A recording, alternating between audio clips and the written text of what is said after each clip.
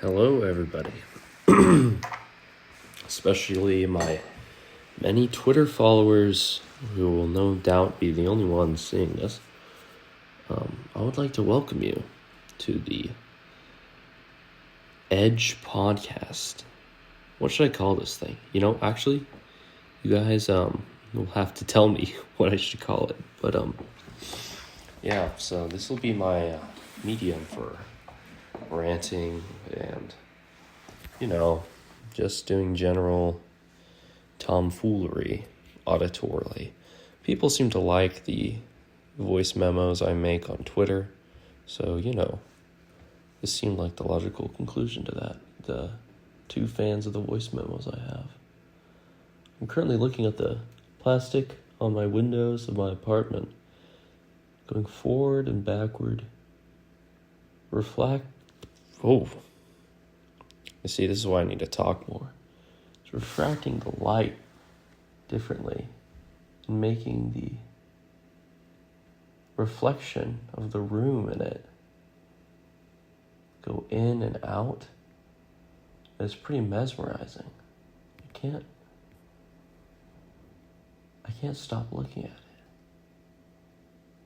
It's like the room is breathing, Well, whatever. Anyway, there's a lot of stuff going on right now, especially over the last couple days. There was a car bombing in front of Trump Tower using a Cybertruck. So that was a pretty expensive investment to just make a, sort of a political statement. I believe somebody died from it. Of course. Which I'll be saying a lot in the next couple topics. Elon Musk made a tweet kind of gloating about it because it barely damaged the lobby as the blast was directed upwards because the glass broke before the bulletproof lining of the Cybertruck broke. And, there's a lot of glass on the Cybertruck. It's like almost the full roof is glass. So it going straight up isn't surprising. There was a terror attack in New Orleans. There was a shooting in Queens. Seems like a pretty spicy way to start the new year. And I don't know. Seems like a bad omen to me, especially the Elon Musk vehicle blowing up in front of the Trump Tower. That video that Sam Hyde did, which was a message to Elon Musk, I quite enjoyed it.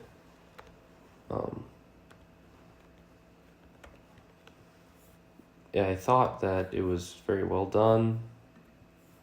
I thought that it was really well thought out. I wonder how off the cuff that was done. Like, did he mostly just go through topics? Was there any scripting involved? Because it felt very natural. And I think that Sam Hyde might have a gift in sort of natural, unprepared, structured speech, He rebranded his YouTube channel too, which I thought was interesting.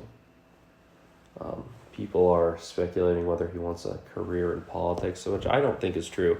What I do think he wants is sort of mainstream respect as a political commentator. And by mainstream respect, I mean in the alternate media space, different podcasts, because he's been focusing a lot on comedy,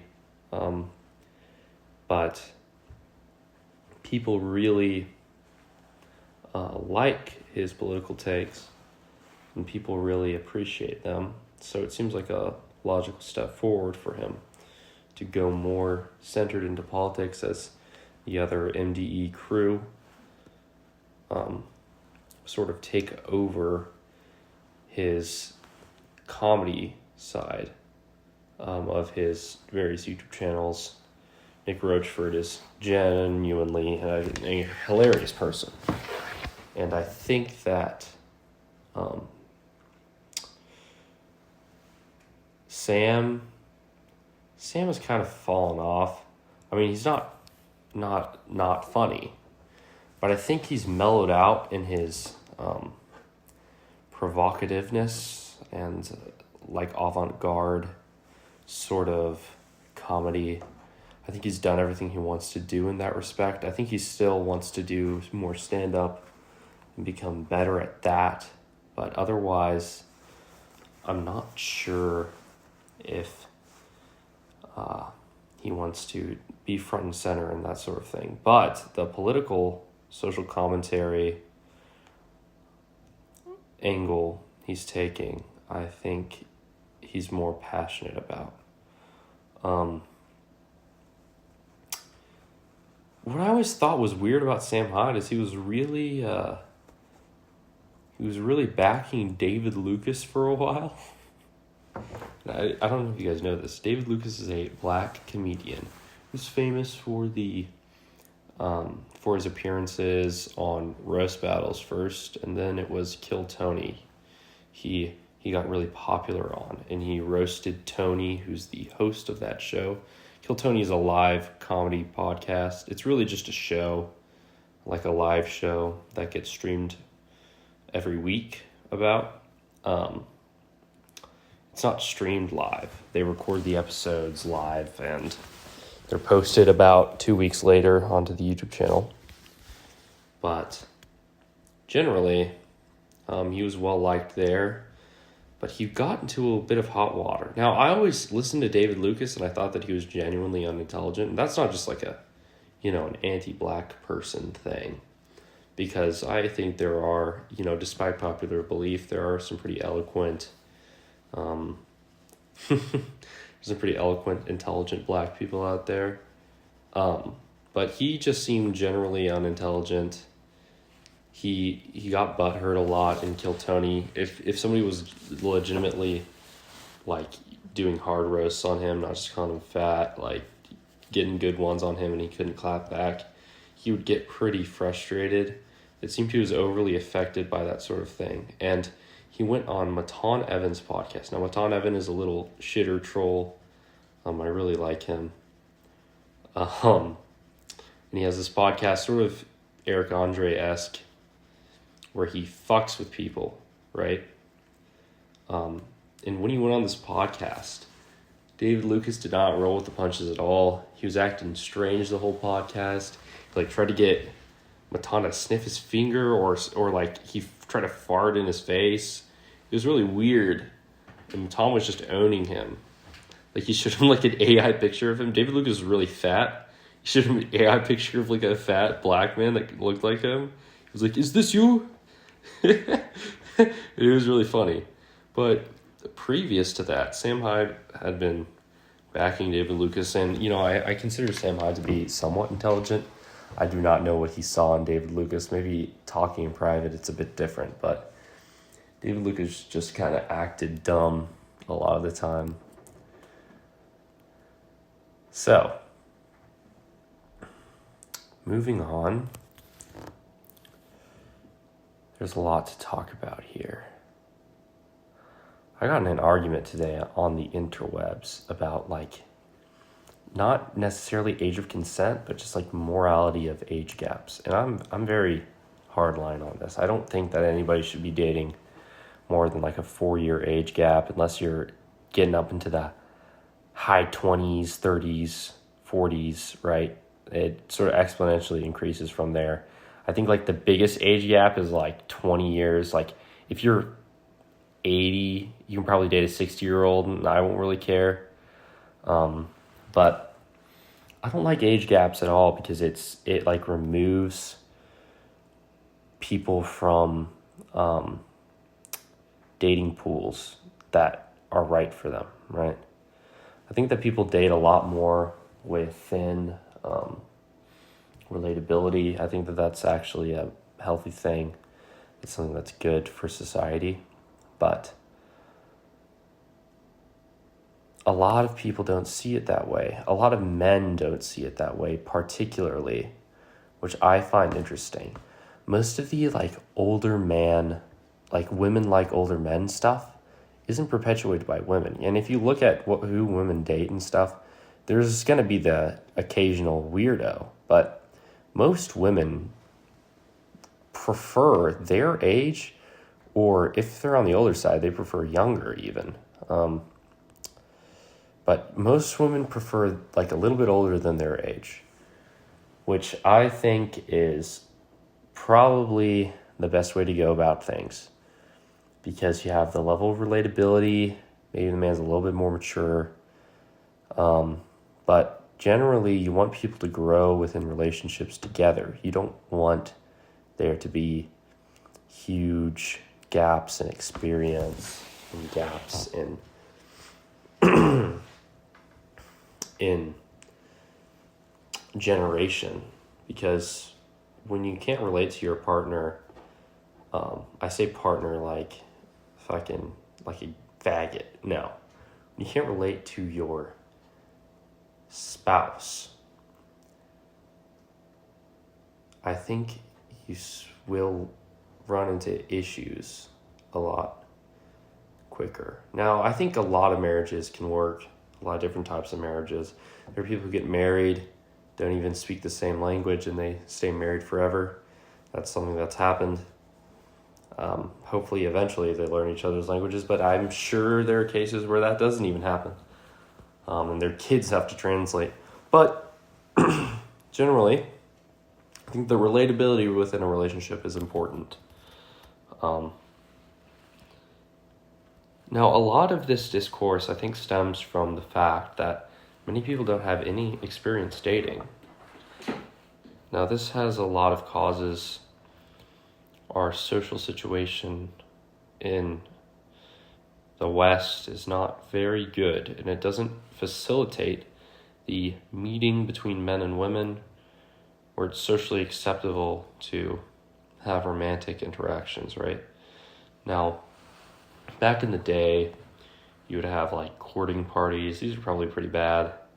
But you just had a community in general, and there was an accepted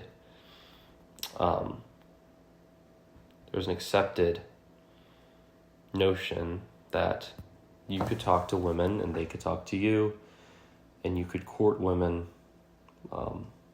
in preparation for matrimony. Now, this changed into the whole dating thing, which is you're in a relationship and maybe you intend to get married, but you're also enjoying the relationship in and of itself. It's not necessarily preparation for marriage. And I think this is dangerous, and I don't think that's an uncommon opinion, but it's something that we had for a long time, and it did work. It really did work. This was, a little bit pre and post sexual revolution. People going steady with each other, as they said, the 60s, 50s. And when this was happening, people stopped caring about, virginity, chastity, these sorts of virtues, because they realized that there weren't any consequences to them after large-scale contraception and birth control pills. But I think we've entered a more primitive society these days. And what I mean by primitive is that back in the day, being a man, right, in the Western world, in the Christian world, in Christendom, as a man you were expected to have a level of chastity, right? And so women were also expected to have a level of chastity. But we went into the sexual revolution, and none of this was expected. Neither were expected to hold any level of chastity. And I think that worked a lot more than what's starting to happen, which is chastity is valued in women and not men at all. In fact, the opposite. And I feel like this is almost a pagan way of thinking of things, and a lot of things are going back to strange pagan ideals. Now, I think people act like these things are active in our society, and they are in the psyche of people, but none of it's going into practice by and large, because people just aren't practicing anything at all. There's this notion of like a lot of hypergamy, like the top 1% of men get like 10% of the women, like the top 10% of men get 50% of the women, that sort of thing. But really, the fact of the matter is the top 10% of men are schizo-posting about mogging each other on the internet, and they aren't dating, right? This is obviously a problem with our society, and I think that people are psyching each other out about these things. And when it comes to the chastity issue, either you can't have it at all, or you have to have it with both, right? You have to say, well, it doesn't matter if a woman's a whore or a man's a whore, or you have to say both of those are bad, right? Because if you don't have that, you have a situation where men having a lot of sex is good, women having a lot of sex is bad. Men are going to want to have a lot of sex.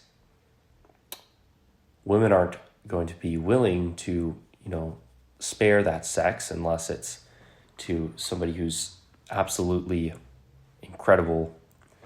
Somehow it's worth that social cost of being used, right? And those men are going to want to have as much sex as possible, because the more sex you have as a man, the more valuable you are. So it's this horrible cycle. And I don't think that's how it works IRL. I don't think that's how it works, but it's definitely how people perceive things to work. So it's a problem. Now, perception, a lot of the time, is a bigger issue than the reality, because perception psychs people out.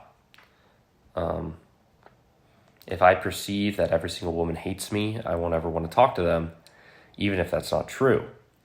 Now, everybody has a pathological fear these days of the other sex, of dating, of all sorts of things. And I think that that's due to lower exposure to the other sex in a way that facilitates this sort of romantic interaction. Now, to be completely frank with you, I'm on my first relationship ever. And I've gained a lot of insight in that. But I've never particularly been shy of women. I don't think my standards of attraction are as low as other people. I'm not a very confident person. I've been multiple instances where women have hit on me, tried to dance with me, things like that. I pussied out, which sucked. But what I did this time is I deliberately started to put myself in a situation where I was interacting with women, and because of that, I think I found something quite special. But the point is, you have to intentionally put yourself in that situation, and women do too. But the problem with women doing it is that women who are pushy, sexually, women who are pushy, who interact with a lot of men, a lot of the times they're seen as like, yo, you're one of the guys, or you're a pick-me. And that can be degrading to women. And I think that's why a lot of women avoid that and prefer just interacting with other women. And I think that's also why when women do that, they don't usually find long-term relationships, because they're just sort of already balancing that weird stage you're in where you're like one of the guys. So that's why you need to, if you really want to find women, you need to find spaces that are legitimately diverse gender-wise, like actually almost 50-50 split, or you need to break into female spaces somehow. You don't have to like be committed, but you have to sort of interact with them. Yeah, I think there's a Riz deficit among the Zoomer males. I think that a lot of people are completely incompetent. And then the men that end up getting in relationships, they end up like ruining these chicks because they're not romantic at all. It's kind of disheartening. I was talking with my brother about this. If you talk to a lot of women who are jaded and disillusioned, a lot of the time it's because their previous relationships were legitimately like sucky. Dudes are unromantic, they're neglectful, they're, overly needy without reciprocation, and they don't take into account, the wants of the other. Sometimes they'll throw money at them. But yeah, and then a lot of times they fucking cheat because like the type of dude these days that actually gets women is like the male manipulator type that completely fucks up the relationship and makes the woman's life hell. And it's really tough for a sensitive young man out there. Yeah, right? Sensitive young men. Let me hear you roar. No, I'm joking. Now, this is the part of the podcast where I think I can just say whatever I want because nobody's listening, right? There's 0 people listening right now. So, yeah. I've been struggling recently, Not really that much. I'm worried about things happening because I'm going back to college. And if some things fuck up, I'm just fucked, you know what I mean? I said I was quitting my job, or my last day was tomorrow, but he never texted me back. And I texted him again, and he still didn't text me back, and he didn't mention it at work. And I know he sees those texts because anytime I text him and I ask him about something, he answers. But for some reason, he didn't say anything about these. So what I think I'm going to do is instead of, interacting with him in real life and saying, hey, did you see those texts I sent you? What I'm going to do is I'm just not going to show up on Monday because it's my first day of classes. I'm going to say, hey, and if he's freaked out, I'm just going to be like, bro, you didn't read your texts. I thought you saw those. Which is kind of an asshole thing to do, but I'm kind of a pussy, so that's generally my modus operandi is avoid all confrontation, avoid anything that can make me uncomfortable, unless I'm really actually invested. But right now I just don't have the energy. Maybe I'd have the energy. Yeah. Maybe I'd have the energy if my girlfriend didn't disappear every 2 seconds. It's not her fault. It's not. But it's certainly upsetting, isn't it? Yeah, it is upsetting. It's really upsetting. Because I love her so much. But when she disappears, I get sad. Okay, let's move on to a different topic. Now, all of this is off the cuff. I don't have anything written down. I'm pretty sure you can tell. And really the reason I'm doing this, it isn't at all, I said because everybody liked the voice memos earlier, that's a lie. The reason I'm doing this is because I've been listening to old Cumtown podcast episodes. And that is my favorite podcast. I mean, sometimes it's bad, but man, that show was so good. And it was so funny. I just love the idea of podcasting too. I was in New York last weekend, and just being in the city, it kind of made me feel for the Cum Boys. It kind of made me feel like I was in that energy. Like I kind of knew where Moldog and Stavi and the gay one, I kind of knew where they were coming from when they were saying stuff. And,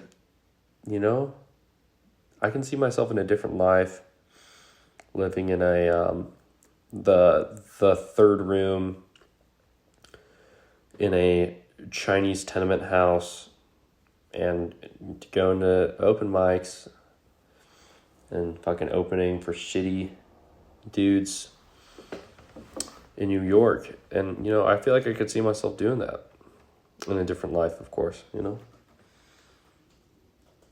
In that life, I'm Catholic too, but I don't care about getting married in the next 10 years. Yeah.